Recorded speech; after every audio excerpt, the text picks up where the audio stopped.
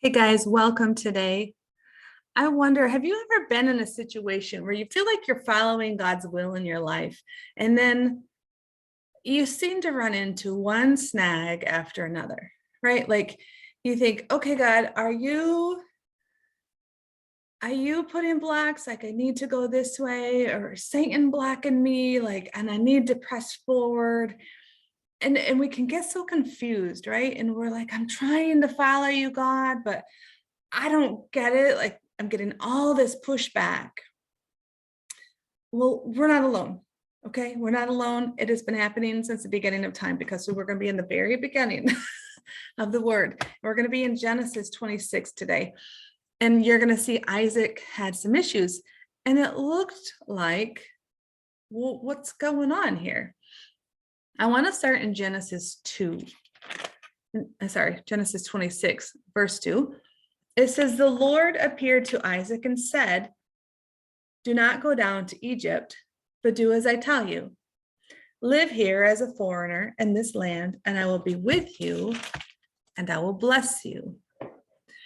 Now we're going to skip a few verses because there's another story, and that is a devotion for another day. Okay, that's where Isaac, God just says this, right? And then Isaac follows, he stays where he's supposed to stay, but then he's fearful and he does the same thing his dad did, where he said his wife is his sister because he didn't want anybody to kill him, right? So that's a story for another day.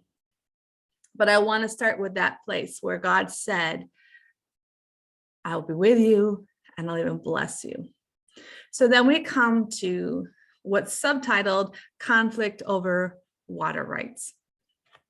So I'm going to read verse 12 through let's go through verse 22. I didn't bring my glasses, so bear with me. Okay, finally, it says, when Isaac planted his crops that year, he harvested 100 times more grain than he had planted, for the Lord blessed him. He became a very rich man, and his wealth continued to grow. He acquired so many flocks of sheep and goats, herd of cattle, and the servants of the Philistines became jealous of him. He became so wealthy. I mean, let's go back to verse 2, right? I'll be with you and I'm going to bless you. Legit, God came through on his promise. I'm going to bless you. Even after that story we skipped where Isaac was afraid and so he didn't trust, right? God blessed him 100-fold, and like everything just grew. His wealth grew. But that makes people jealous, right? So the Philistines became jealous of him. They filled up all of Isaac's wells with dirt. These were the wells that had been dug by the servants of his father, Abraham. Finally, Abimelech ordered Isaac to leave the country. Go somewhere else, he said, for you have become too powerful for us. This one man God had blessed him so much that he had become so powerful that he was told to leave his area. They really grew afraid of him, right? So where are we at here? So Isaac moved away to the Gar Valley, where he set up their tents and settled down. He reopened the wells his father had dug, which the Philistines had filled in after Abraham's death. Isaac also restored the names of that Abraham gave them. Verse 19. This is where conflict starts. I mean, he just got asked to move. So that's one thing. All right, Lord, you told me not to go to Egypt. I'm supposed to stay here, but now I've been told to move. So I've got to move a little bit. And so he's trying to settle down. He's trying to settle a little bit. And Isaac's servants also dug in the Gerar Valley and discovered a well of fresh water. But then the shepherds from Gerar came and claimed the spring. This is our water. So they said, and they argued over it with Isaac's herdsmen. So Isaac named the well Esek, which means argument. Isaac's men then dug another well. But again, there was a dispute over it. So Isaac named it Sitnah, which means hostility. Okay, Isaac is told to do something. He's been pushed to move. He tries to dig a well so he has water for his family, providing for all of his flocks. Like, right, he's got tons of cattle and sheep and cow and goats. He's got to have water. And you and I, we have to have water to live. He needed that well. He began to find a well so he could kind of set up place, and they took it. So he moved a little farther. He dug a well, tried to set up in that place, and they took it. And so he moved a little, right? He's getting pushed. He had arguments. He had hostility. And so we're on verse 22. Abandoning that one, Isaac moved on and dug another well. This time there was no dispute over it. So Isaac named the place Rehoboth, which means open space. For he said, at last the Lord has created enough space for us to prosper in this land. At last the Lord created enough space for us to prosper in this land. So let's look at that. And we look at our own lives, right?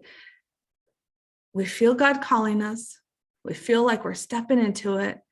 We're trying to be faithful, and we come up against arguments. Something's blocked it.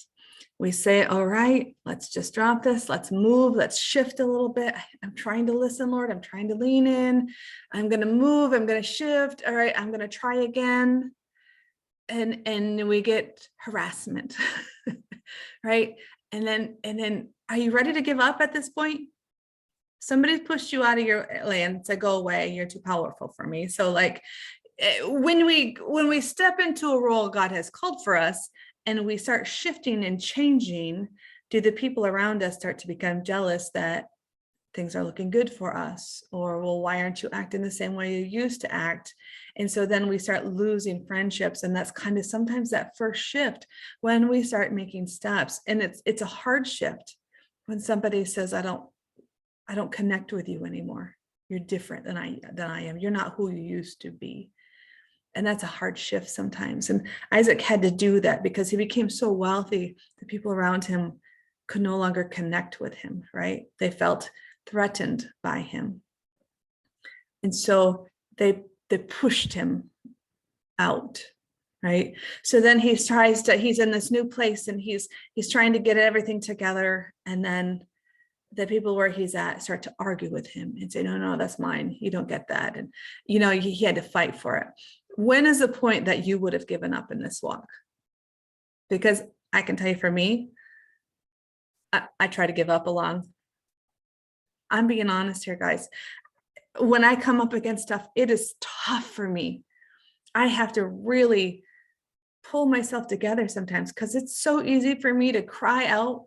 I'm like the Israelites. Are you guys like? I used to think the Israelites were so fickle until I had a real good look at myself, and I was, man, I'm like them.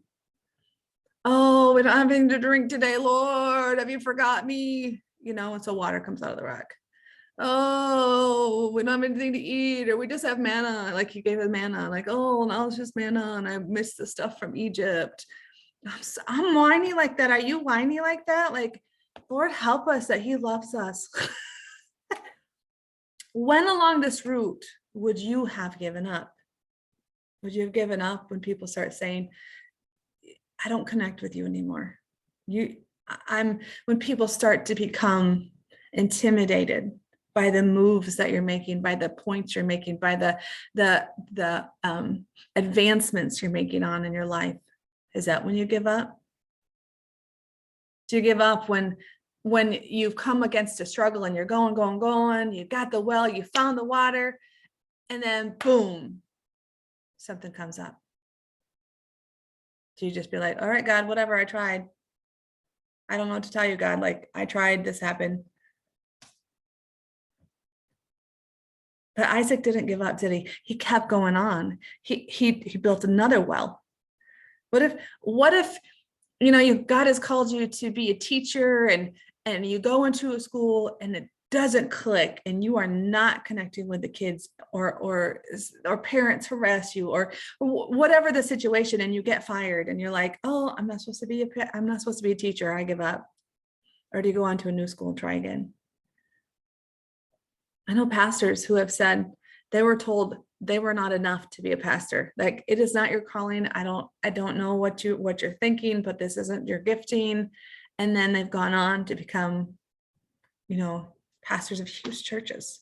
We can think of even worldly, like Walt Disney, right? Like, he created cartoons and he got denied so many times. And now look at, he like has this massive kingdoms, right? The Disney World, Disney Kingdom, Disney World. And there was a time where he was rejected. He was a time when people were like, no, you're not there. When would you give up? When do we give up in our life and our spiritual walk? When God is saying, I want you to go here, walk in this way. But even though God says, I'll bless you, we come up against these struggles. And so we think, well, you said you'd bless me, God. And we can see Isaac got blessed. He has, 100-fold return on his seed, but it doesn't mean he didn't have struggles and he could have given up, right? When do you give up?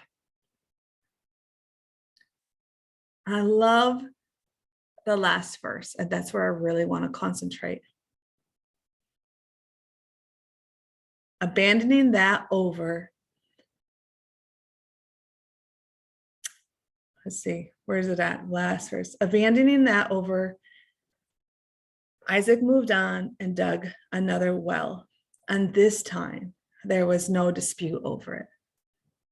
So Isaac named the place Rehoboth, which means open spaces. Sometimes it isn't the devil attacking you.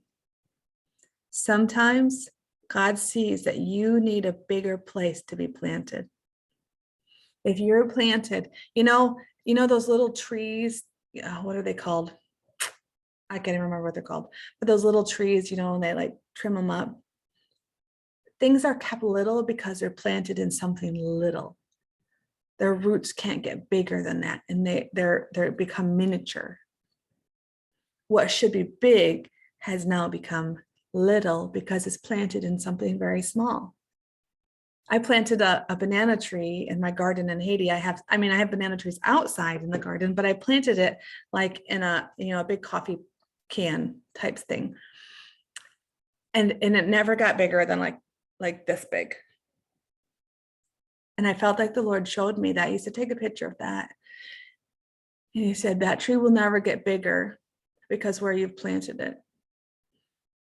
And don't be afraid of me taking you out of a situation and planting you somewhere else, because you're never going to get bigger if you're planted in something that's too small for you.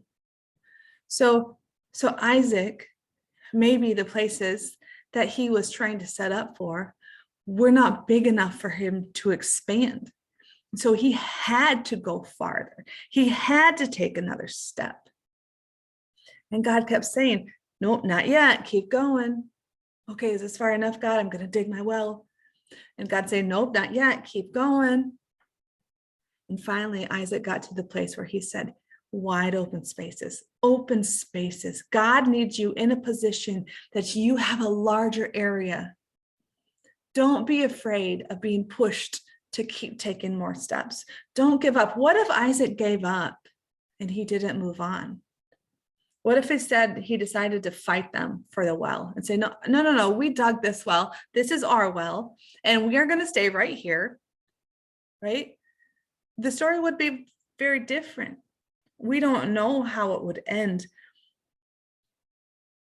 But I really believe Isaac just continued to walk in faith in this. Maybe he learned from that story we didn't talk about, where he lied about his wife. He recognized that, oh, God really is going to be with me. God really is going to protect me. I really can trust God on this journey.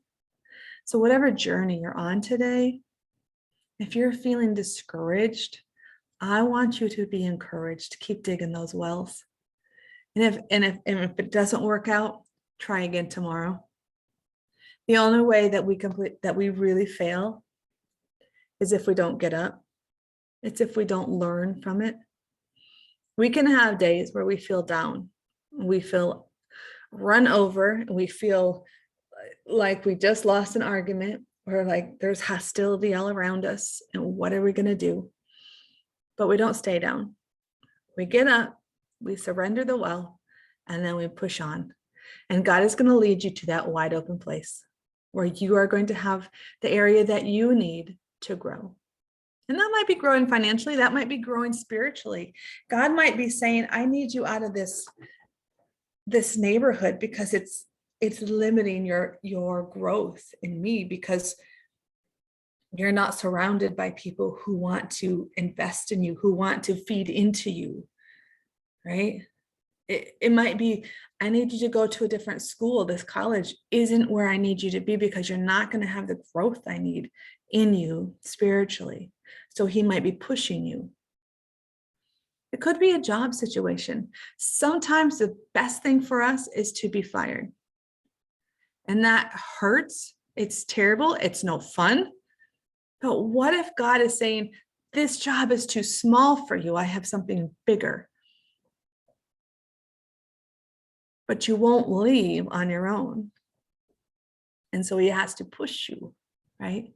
There's got to be a little hostility to get you there. But he's got good for you. He's with you and he wants to bless you. Because you know what? You're not so different than Isaac. Abraham, Isaac, and Jacob, they were the ones who brought in the Jewish tradition, but it was to bring in the Messiah so that all of us could be part of the chosen. You are a chosen child of God. If you are serving Jesus Christ, you are a chosen child of God. If you're not serving Jesus Christ, he chooses you, but you need to choose him. He wants to walk hand in hand with you. He wants to be able to guide you in your life. He wants to be able to speak over you, but he won't force himself on you. So if you don't know my Jesus, I want you to know he loves you. He sees all the messes that we make. Oh my word, he sees all of our messes. But that's why he died on the cross for us. That's why he brought us in. So if you don't know Jesus, please send me an email. I would love to talk to you. I'd love to pray with you. And I'd love for you to find a church in your area. Go somewhere and tell them, I need to find Jesus. Can you pray with me? God bless you. Be encouraged today. If you're feeling overwhelmed, I pray that you would be like Isaac and that you just keep going until you find those open spaces where God is going to work in your life in a mighty way.